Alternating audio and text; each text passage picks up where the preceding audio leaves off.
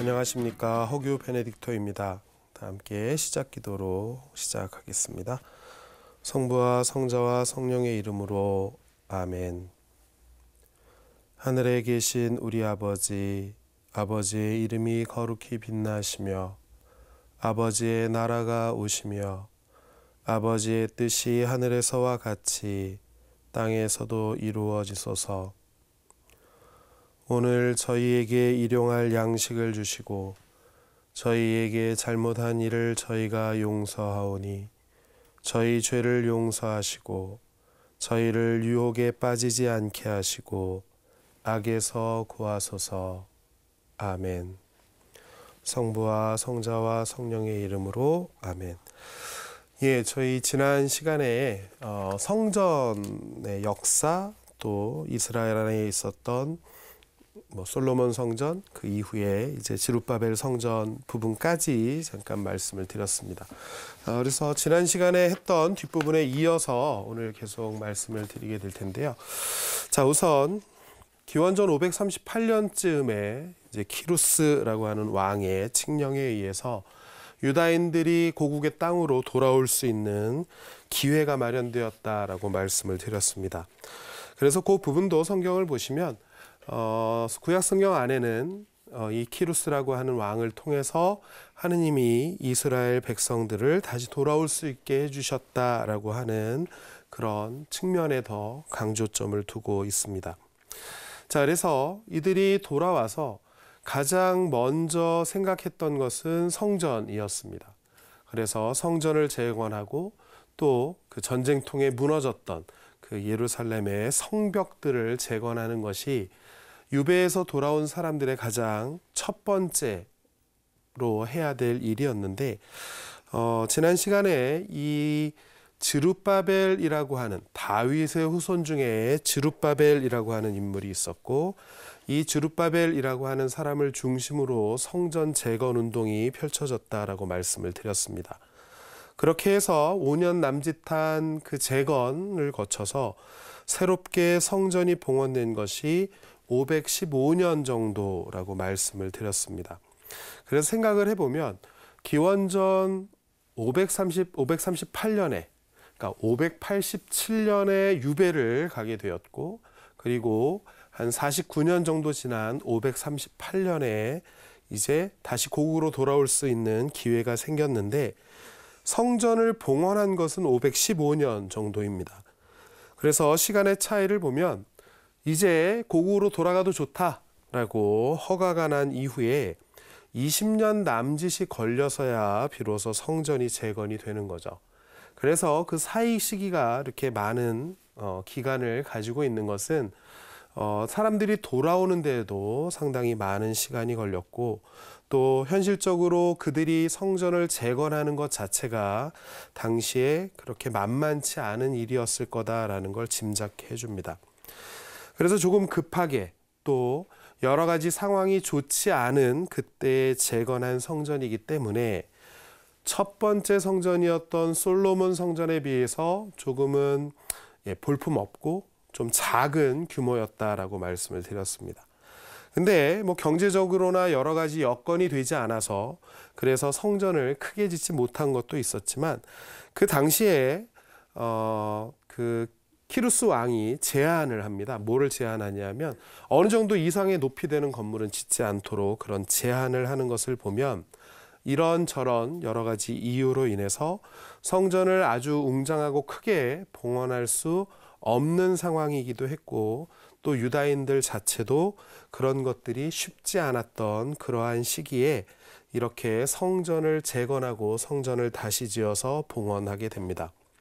그래서 이렇게 재건된 성전을 지룻바벨 성전이라고 표현을 하기도 하고, 또 두 번째 성전이라고 표현을 하기도 합니다.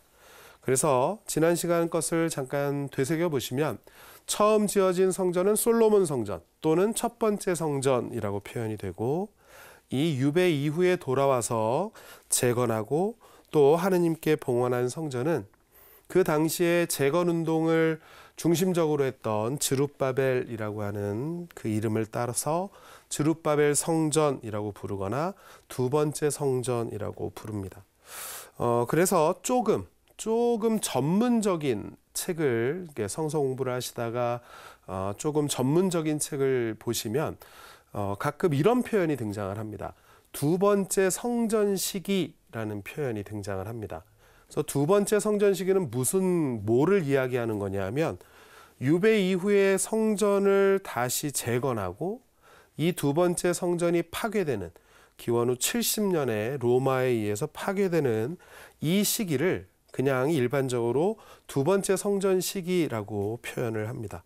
그래서 그만큼 이 성전이라고 하는 것이 유다인들에게는 중요한 또 건물이었고, 그 성전을 첫 번째 성전인지 솔로몬 성전인지 또는 두 번째 성전 스룹바벨 성전인지에 따라서 그렇게 시대를 구분할 만큼 중요한 의미를 가지고 있는 것이 성전이다라고도 생각하실 수 있는 거죠.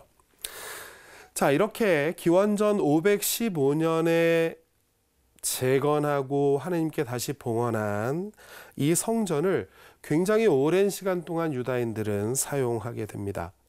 그러다가 새로운 전환점이 하나가 생기는데 바로 헤로데라고 하는 인물에 의해서입니다. 이것도 이제 역사적인 부분과 또 다시 조금 결부가 되는데요. 헤로데 왕, 우리가 복음서에서 예수님의 탄생 시기에 주로 등장하는 마테오 복음서나 루카 복음에 등장하는 이 헤로데 왕의 시기를 생각해 보면 헤로데 왕은 로마가 이미 이스라엘을 다스리고 있을 때, 그러니까 이스라엘이 식민지처럼 되어 있던 거죠. 그때 이 헤로데 왕을 대신 내세워서 통치를 하게 됩니다. 근데 이 헤로데 왕은 건축에 굉장히 관심이 많은 사람이었다고 전해집니다. 그래서 이 헤로데가 기원전 20년 정도부터 굉장히 오랜 시간에 걸쳐서 스룹바벨이 만들었던 그 두 번째 성전을 개축하는 작업을 합니다. 그래서 성전을 새로 짓는다라고 표현하기보다는 기존에 있던 성전의 털을 좀 더 넓게 확장하고 또 성전을 조금 더 높이 리모델링하고 이렇게 해서 좀 웅장한 성전의 모습을 갖추게 개축을 하게 되는데, 이 작업은 굉장히 오랜 시간이 걸린 것으로 생각이 됩니다.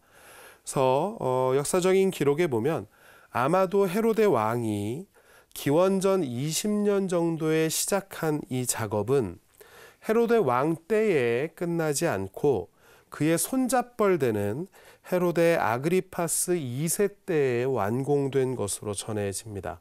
그래서 그 시기를 정확히 따지기는 쉽지는 않은데 굉장히 오랜 시간 동안 조금씩 이 성전을 개축하게 되는 거죠. 또 마음 아픈 것은 일부 기록에 따르면 아마도 이 성전이 완성된 것이 64년경일 거다라고 이야기를 하는데, 그것이 맞다고 친다면 이렇게 새롭게 개축한 성전은 7년이 지나지 않아서 로마에 의해서 다시 파괴되는 그런 비극을 맞게 됩니다.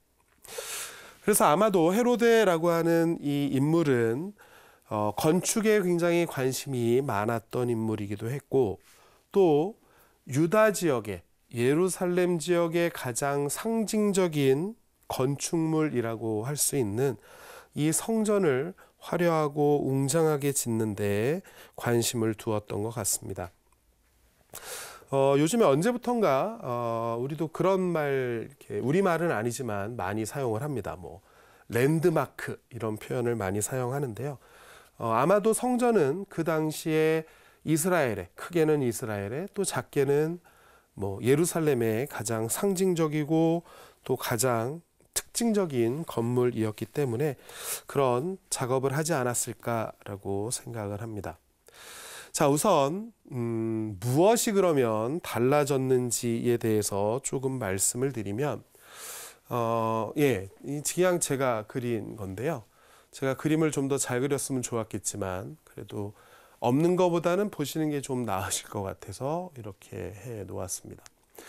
플라비우스 요세푸스라고 하는 역사가에 따르면 헤로데가 개축했던 이 성전의 크기가 얼마나 컸냐 하면 우선 이렇게 꽤 높은 자리에 성전터를 마련을 했습니다. 그래서 이 성전터가 이 길이가 180에서 200m 정도였다라고 이야기를 합니다.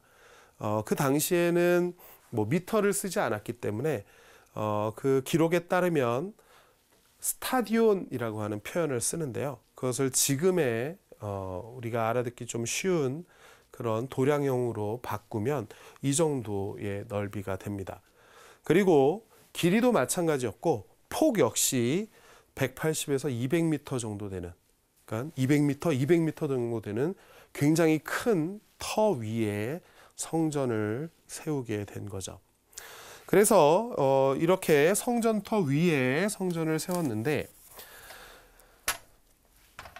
사람들은 이 앞이나 옆에 있는 여러 문을 통해서 드나들었습니다. 그래서 사람들은 이 문을 통해서 계단을 올라서 이 성전터로 이제 가게 되는데 뭐 저기에는 병자들이 드나드는 문이 따로 있었고 뭐 사제들이 드나드는 문이 따로 있었고 그러니까 여러 가지 문이 있었습니다. 근데 조금 그 전에 있던 솔로몬 성전이나 스룹바벨 성전과 조금 차이가 나는 것 중에 하나는 일단 성전터가 굉장히 컸고요. 이 성전터의 가장 바깥 부분을 이방인의 뜰이라고 불렀다고 합니다. 다른 말로 하면 이방인들도 이 성전터 위에까지는 올라갈 수 있었다라는 이야기입니다. 그래서 이방인들도 뭐 유다인들도 마찬가지고 이방인들도 자유롭게 이 바깥쪽 뜰은 사용할 수 있었고 본격적으로 성전이 포함된 건물은 이 성전터 가운데쯤에 이렇게 놓여 있었는데 이 성전 역시 크게 두 부분으로 구분이 되어 있었습니다. 지난 시간에도 잠깐 말씀을 드렸지만 안뜰과 바깥뜰인데 이 헤로데가 개축한 이 성전에는 이 바깥뜰을 여인의 뜰이라고 표현을 했다고 합니다. 그래서 이 여인의 뜰까지는 여기까지는 유다인이지만 여인들도 들어갈 수 있었던 거죠. 대신 이방인들은 이 건물 안에는 들어갈 수 없었습니다. 그래서 기록에 보면 이 성전에 들어가는 입구 근처에는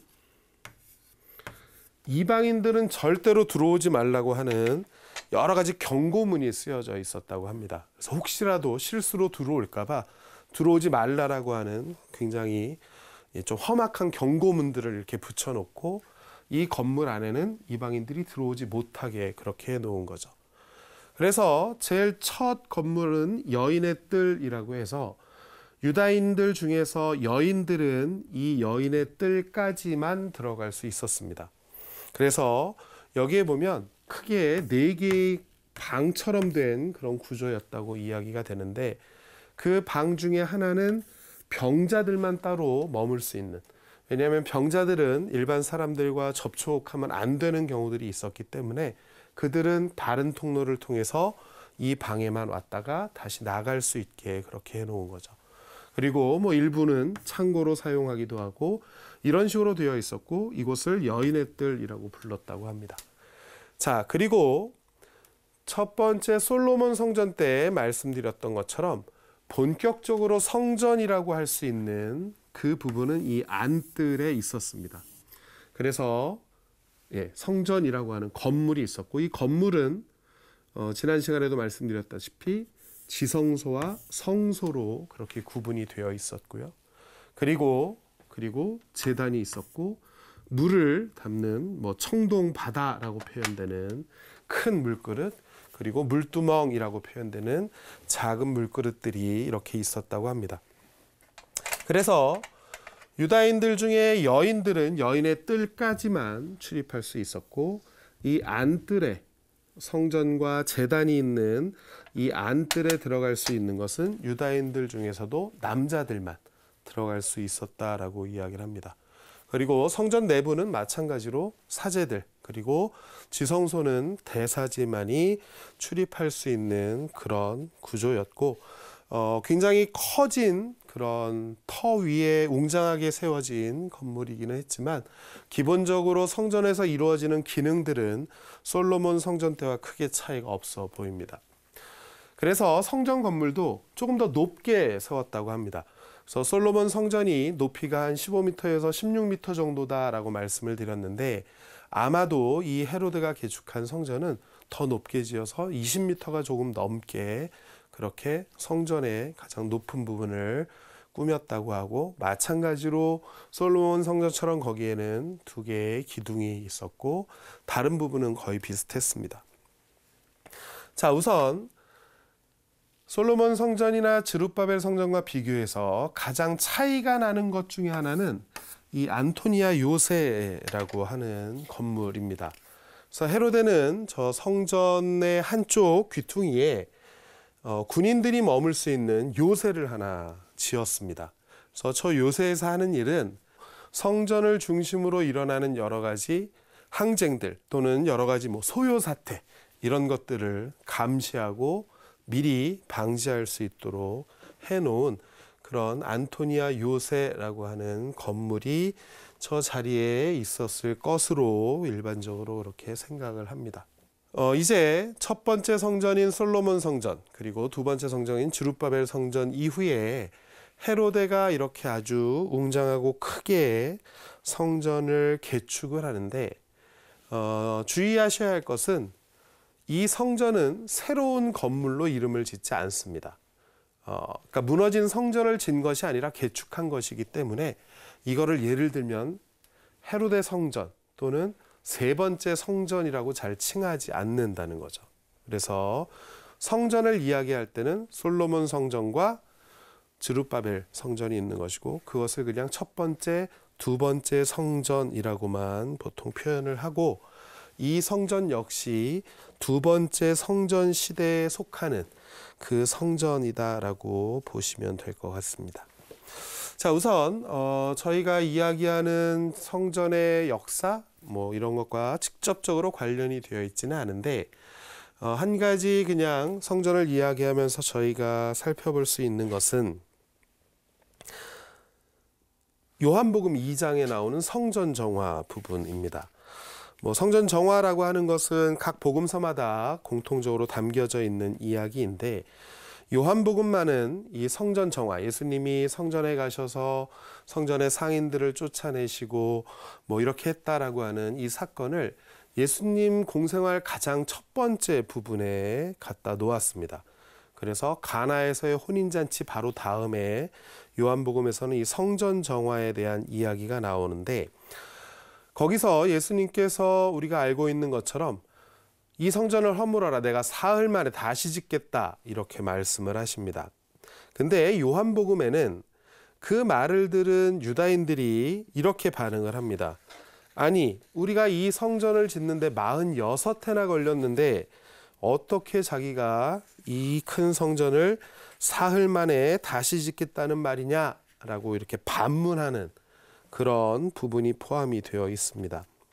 근데 여기에 표현된 46년이 어떤 성전 시기와도 잘 맞지 않습니다. 그러니까 예를 들면 솔로몬 성전 때와도 뭐가 이렇게 숫자적으로 잘 맞지 않고, 또 스룹바벨 성전 때와도 뭐가 좀 잘 맞지 않고, 그래서 마지막으로 가능성은 그러면 아마도 헤로데가 이 성전을 개축하는데 46년이 걸릴 수도 있겠구나 라고 생각할 수 있는데, 실제로는 그것보다 더 긴 기간이 필요했을 거다라는 게 일반적인 견해입니다. 그래서 이 46년이 정확히 뭐를 이야기하는지 아주 명확하지는 않은데, 그냥 대부분의 학자들은 이 46년이 헤로데가 성전을 개축한 그것과 관련된 숫자일 것으로 보통 그렇게 생각을 합니다. 자, 그래서 이제 그런 내용들과 함께 저희가 성전을 살펴보았고, 지금 여러분들이 여러 가지 자료들에서 인터넷이나 아니면 어떤 성전과 관련된 책을, 이렇게 사진이 있는 책들을 보시거나 하면 대부분 성전의 모양으로 나와 있는 것은 이 헤로데가 개축한 마지막 성전의 모습입니다.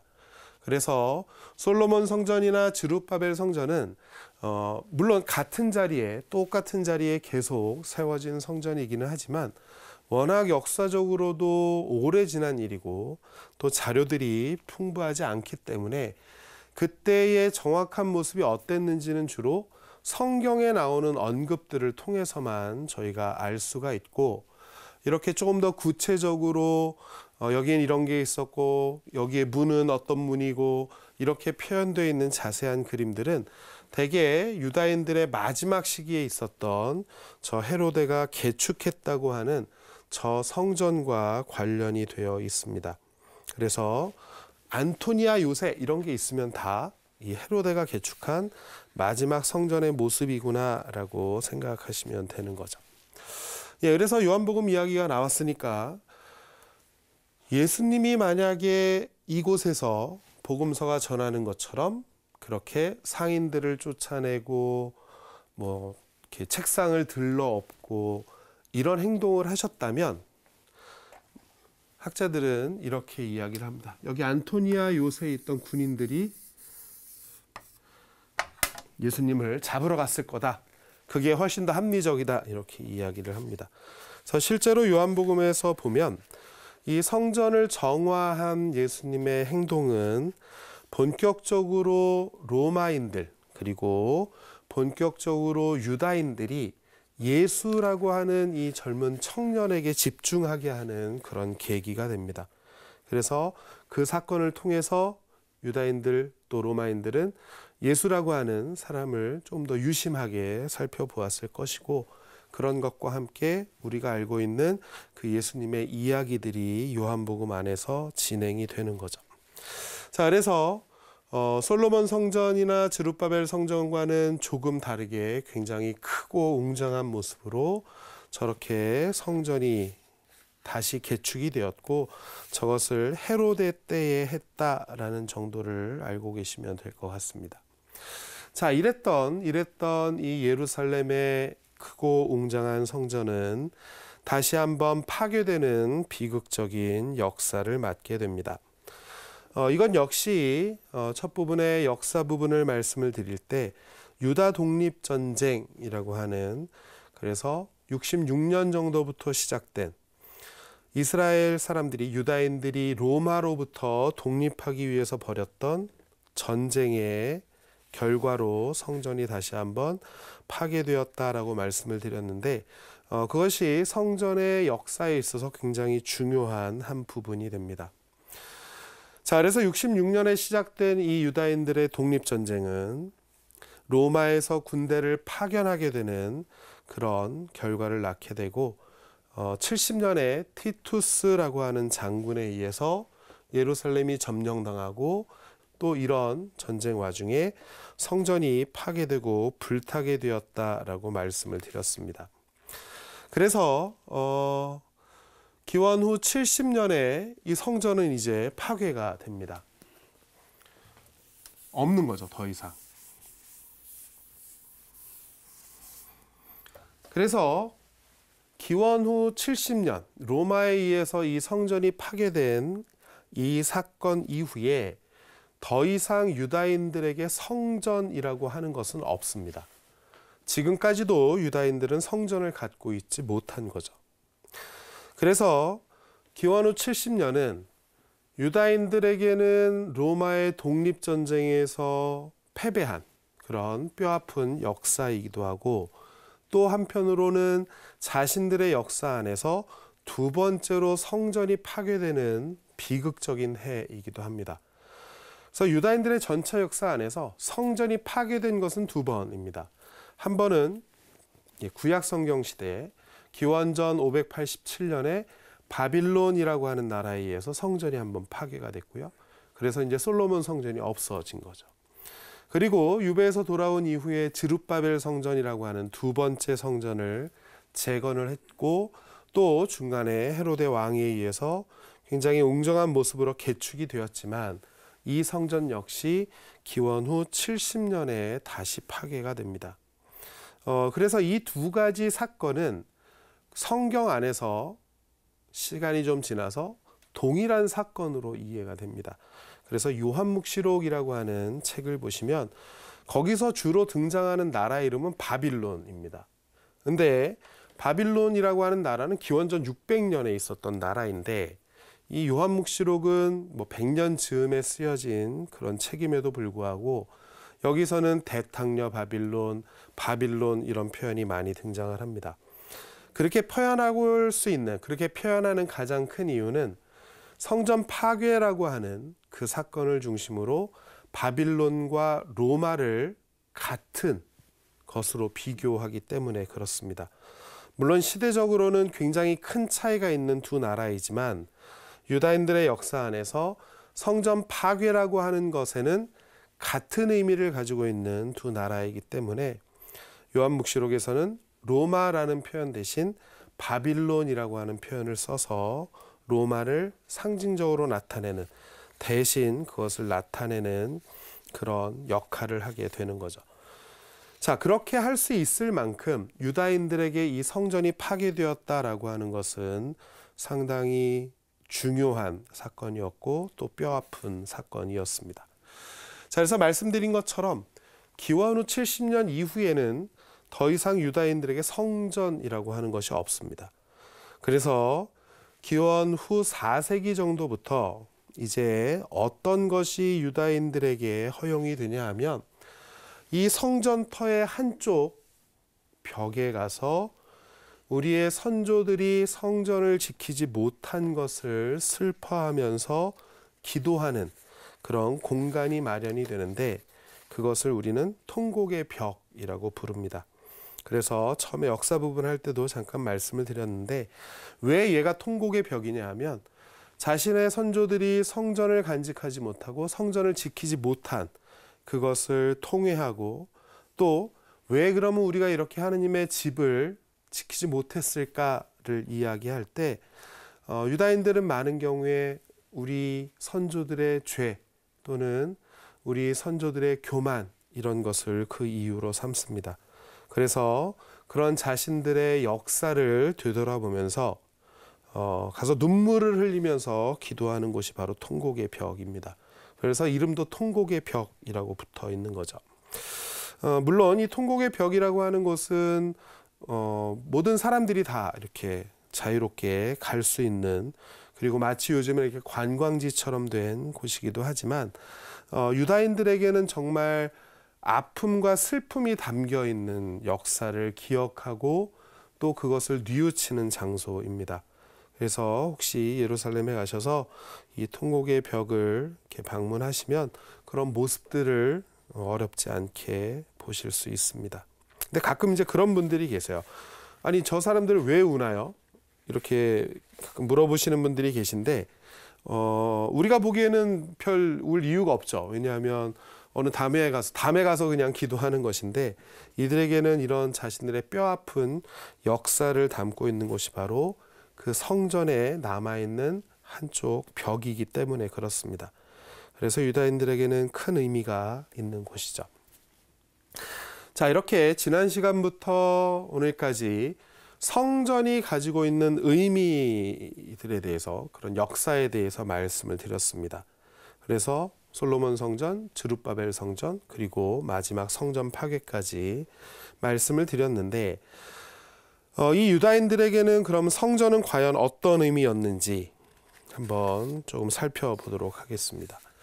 자, 우선 성전이라고 하는 건물은 같은 곳에 세워졌습니다.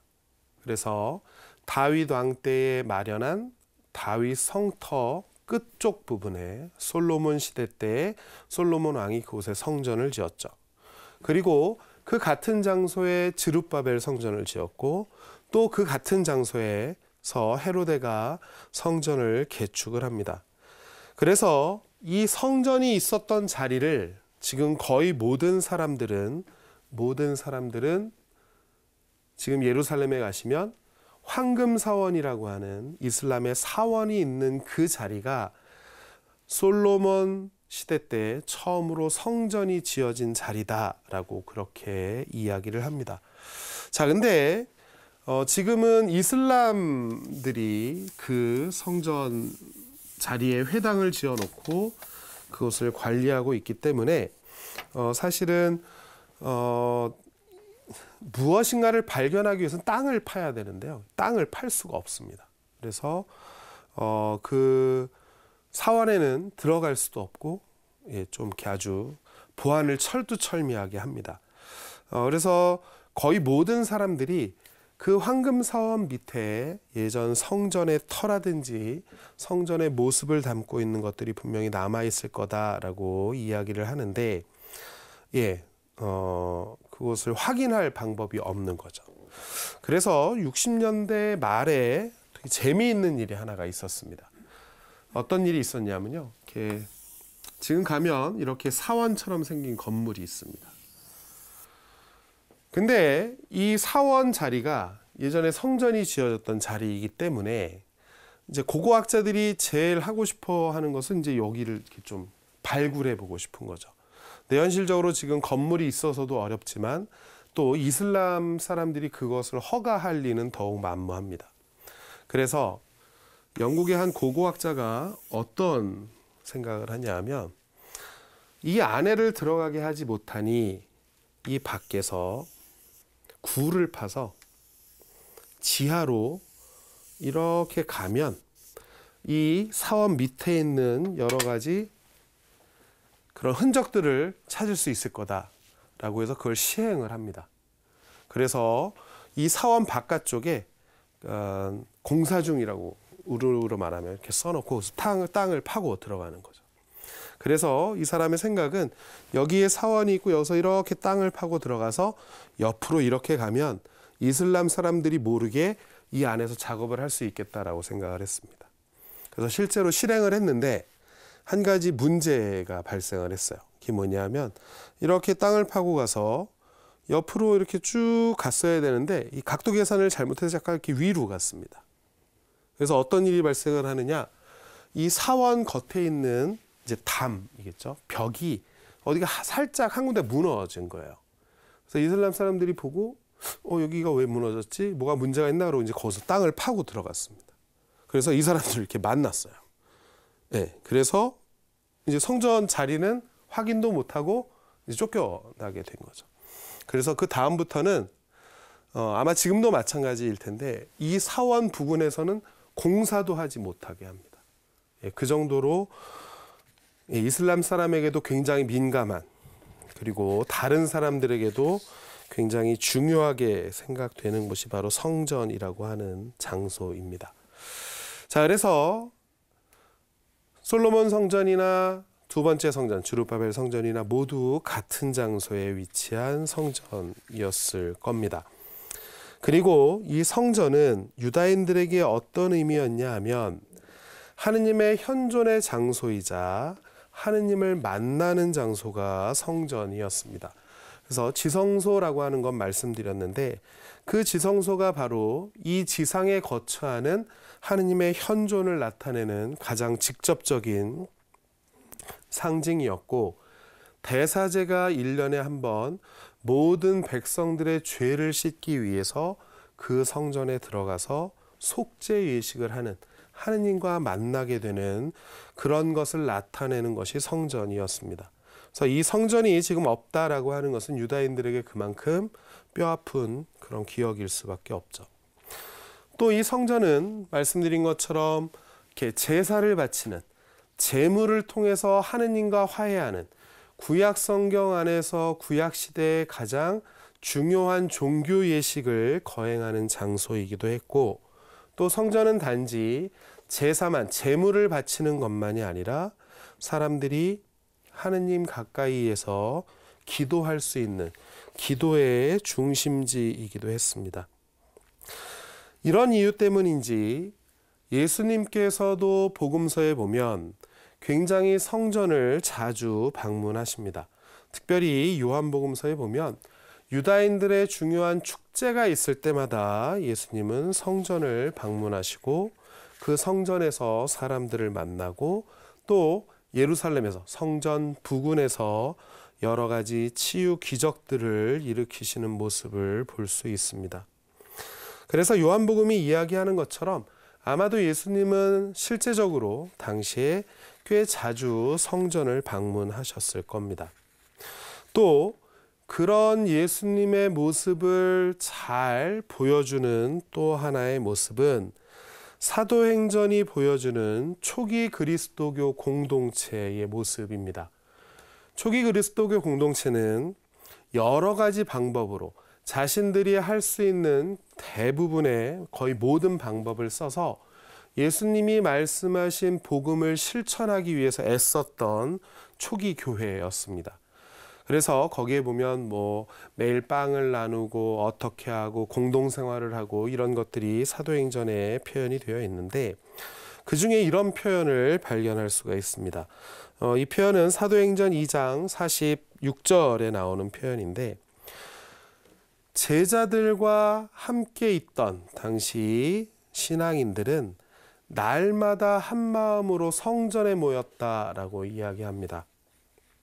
그래서 이들 역시 그렇게 한 마음으로 성전에 모여서 예수님의 여러 가지 사건들을 기억하고 또 예수님의 가르침을 기억하고 기도하는 장소로 사용을 했겠죠.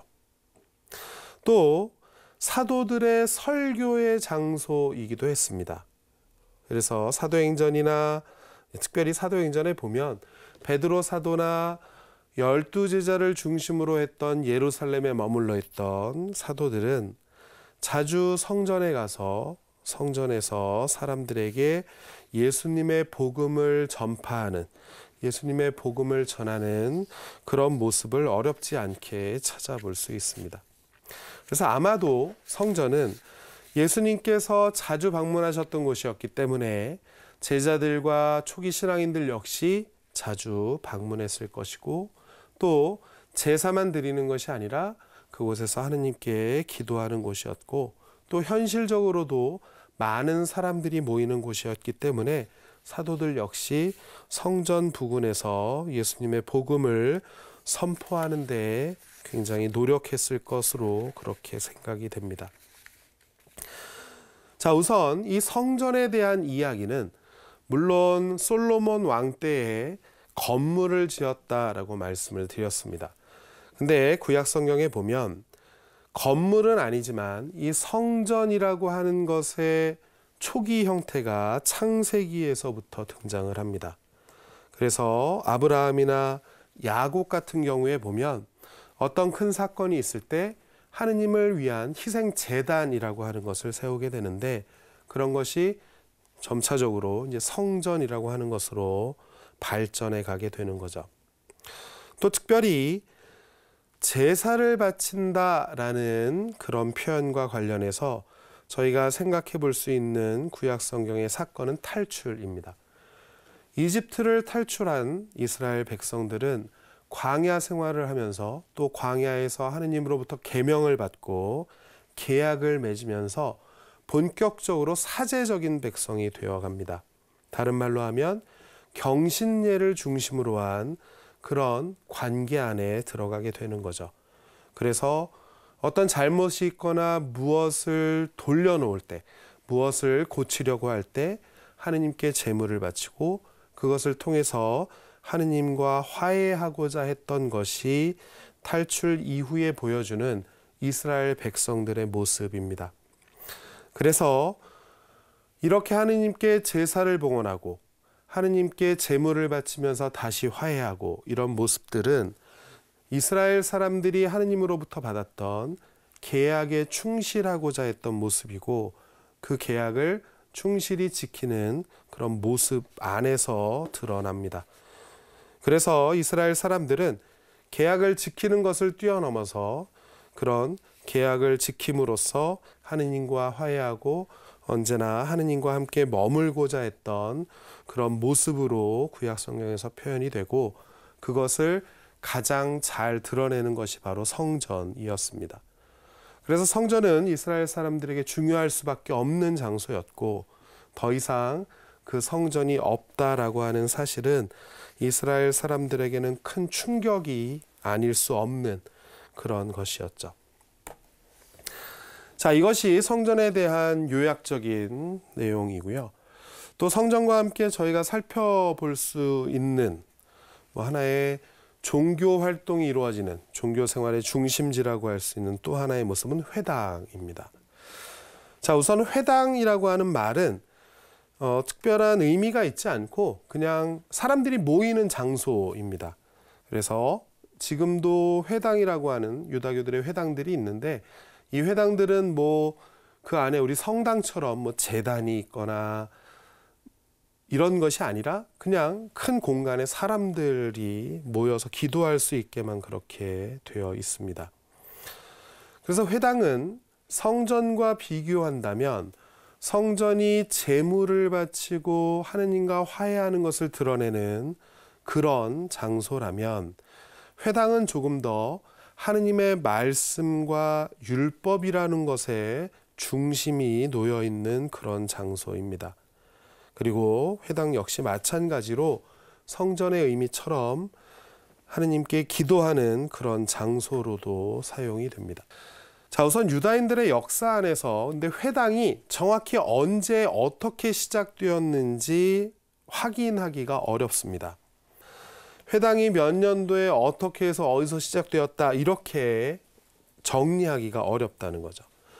그래서 많은 사람들은 아마도 회당이 시작된 첫 번째 기원이 유배 시기에 있을 거다라고 설명을 합니다. 예루살렘에 있던 솔로몬 성전이 파괴되었습니다. 그리고 사람들은 유배를 가게 돼요. 유배를 가면 더 이상 예루살렘의 성전을 방문할 수 없고 또 이미 그 당시에는 성전 역시 파괴된 상태였습니다. 유배라고 하는 어려운 시기를 보내는 유다인들에게 성전에는 갈 수 없는 그런 상황에 처하게 된 거죠. 그래서 이 시기가 아마 회당이라고 하는 것이 시작된 시기일 거다라고 많은 사람은 생각을 합니다. 그래서 더 이상 갈 수 없는 또 지금은 없어진 그 성전의 기능을, 성전의 역할을 대신하기 위한 것이 회당의 기능이고 그렇게 해서 회당들이 생겨나고 활성화되었을 거다라고 이야기를 합니다. 그래서 실제로 구약 성경 중에 느헤미야서 13장을 보시면 거기에 에즈라 느헤미야 개혁이라고 보통 부르는 어떤 그런 흔적이 남아 있습니다. 이건 뭐냐 하면 에즈라와 느헤미야는 성전 중심의 유다인들의 종교 생활을 말씀과 율법 중심으로 바꾸어 놓고자 그렇게 했던 사람들입니다. 그래서 이런 에즈라와 느헤미야가 보여주는 모습이 회당이라고 하는 것과 연관이 되어 있다라고 보는 거죠.